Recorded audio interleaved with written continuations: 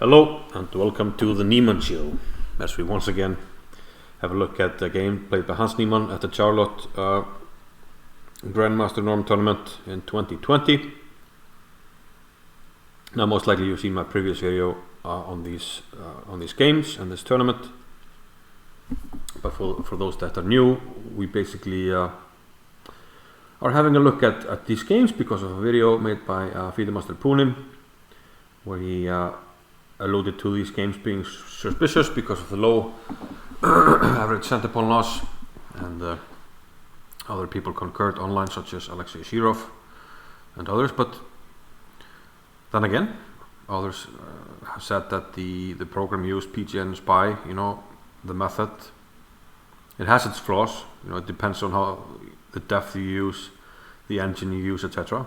But he uses Stockfish 12, which we will use, although we don't really go too deep, like 20 something. For proper analysis we should be going 30 something at least. But okay, in this game Niemann has the black pieces. We'll look at it from the white side nonetheless, doesn't really matter. And his opponent is Alexander Ostrovskiy, 24-27. Believe he's an international master, and he opens up with e4 and Hans plays e5, knight f3, knight c6, Italian game, knight f6, d3, and Hans plays this move h6, which he will do again in the tournament in a game we haven't looked at.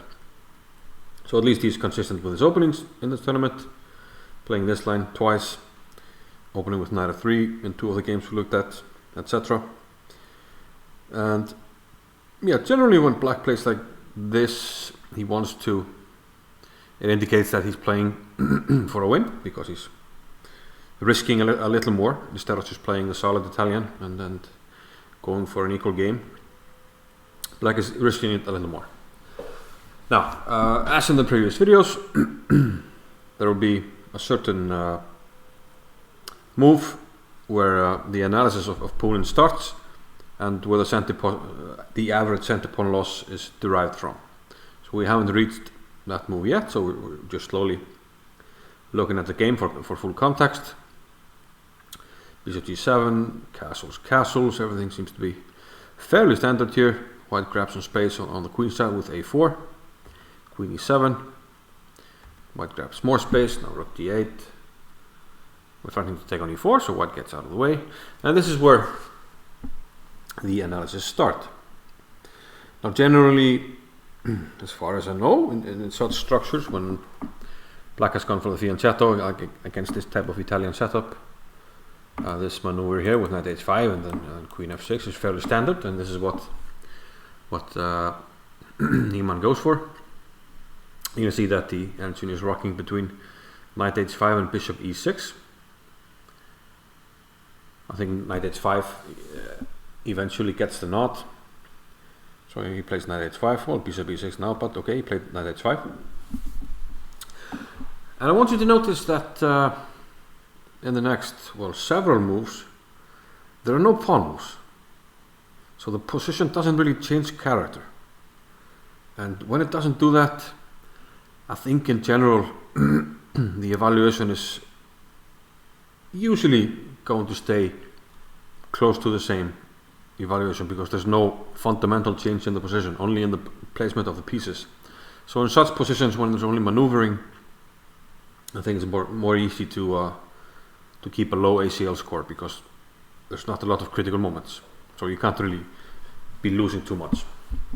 Okay, white plays rook e1 here, so the evaluation here is around half a pawn for white. White plays rook e1, an okay move, perhaps slightly substandard, but nothing too serious. And here the computer is rocking between knight f4 and queen f6. Well, queen f6 is off the radar now, but eventually queen f6 will come back. And I think previously looked at f28, and then queen f6 was the move, and that's what he played. White plays knight f1 here, rerouting his knight, and we see that the computer doesn't like this. The evaluation drops a little bit, not too much. and it wants a bishop to g4 for black. Knight f4 is going to gain a little bit of traction.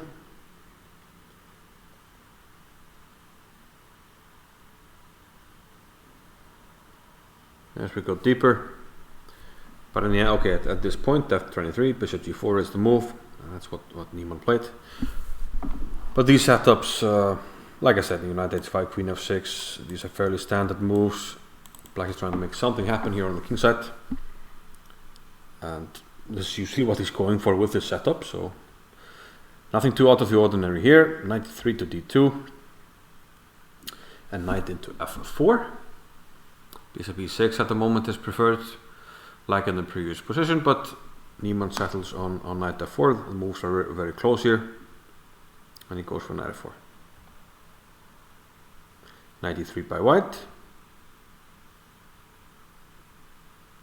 and now finally bishop e6. Well, the bishop has to retreat, and it doesn't make any sense to pull it back to c8. And why did we develop it in the first place? So bishop e6 looks like the only move. And we see, if we let the computer catch up a little bit, it's still around half a pawn because there hasn't been any fundamental change in the position. Black has perhaps slightly improved his pieces. The knight from h5 to f4. The bishop has come out. So the valuation has gone down slightly, just a little bit. And white should be keeping. And that's still with bishop f1, but he plays bishop a3, which the computer does not like very much. It says that Hans should take on c4 here, which he doesn't. And I guess, well, if he was full on cheating with having access to the engine on every single move, I guess he would not be playing the move bishop f8, which is nowhere on the radar of the computer at the moment. Bishop f8. And this, well, it doesn't do much for the black position really. It's just putting the bishop opposite the other bishop, trying perhaps to initiate a trade at some point. And we see that, well, the evaluation hasn't changed much from the original position. Still a plus for white here, even bigger than before. So yeah, I wonder why the ACL score is this low. The average center pawn loss, but okay, now he takes on e6. Forced move, queen takes e6. I mean, why pull the knight back? Doesn't make much sense. So queen takes e6, knight b3. Here Niemann plays b6. Yeah, incidentally, the computer does not like this decision, knight to b3. Thinks that white is, well, still doing better after knight f3. Still over half a pawn, but now after b6, it thinks the position is around equal. And b6 does make sense because white is thinking about clearly to play b5 at some point. And if the knight were to go to e7, we block the bishop from covering this square, and then the knight could jump to c5. So b6 covers the c5 square. It doesn't really harm black's position. White plays h4. No real way to maybe punish this move, but still feels slightly risky. I don't know what he had in mind. Well, we'll see probably what he had in mind, but the move that Niemann makes now is nowhere on the computer's radar. He plays a5. You can see it's not in the top 3 at the moment, on def 25. a6 is a tough move, but he plays a5. So this leads to a blocked character of the position on the queen side. After b5, we have a trade. White must take, and knight e7. Still, white should be doing fine. There's no magic in black's play so far. And yeah, I mean, up to this point, I don't think anything would be raising an eyebrow in this game. But g3 now, and this is a mistake because it allows this nice move, queen h3. And this is perhaps the only point where one would maybe stop and think. I don't think queen h3 in and of itself is a suspicious move, but if these kinds of moves are being played over and over and over, then you start adding up some so not evidence, but strong suggestions. Let's just say that. But queen h3, definitely a plausible move for a human here. Of course, it's a piece sacrifice. What do we need to figure out? In the game, Ostrovskiy plays rook a to a1. But what's happening after we take the knight? Obviously, we take back. And white needs to figure out a square for the knight. It doesn't have a lot of choice. It's either knight g2 or knight f1. It's clear that black is super happy if we just leave the knight on e3. We can take it, and we have, well, a much better position because of the pawn structure.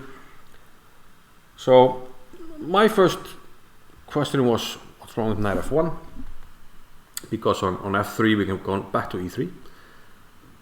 But it isn't too hard to figure out that we can flick in these moves, give a check, and play f3. And then after knight e3, which is now forced, now we take on h4 check. And there's a very nice move here, which is being spoiled by the computer. It's not queen g5 though, because queen g5 is basically a repetition of the position, but knight d5. And the idea here is that, well, the knight can't go away because of checkmate. And if you take with the pawn, we'll take with the rook. And the rook can enter here, which is devastation in the station. So knight d5 is a very strong move. And I think not too hard to find for the puzzle rust generation. So knight d5 is a very strong move here. And yeah, okay, and if you try to make, flight squares for the king, then knight f4, and the threat is simply to go to knight with a knight to e2 and mate on the back rank. So the other option is to play knight to g2, and then black would have to find g5, which is, I think, a logical when you're attacking. You want to open the g-file, and once you open the g-file, the king moves, and the rooks will simply swoop in. Still, you have to be careful, and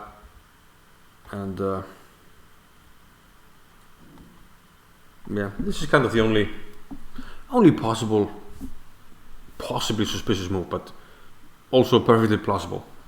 But okay, rook a to a1.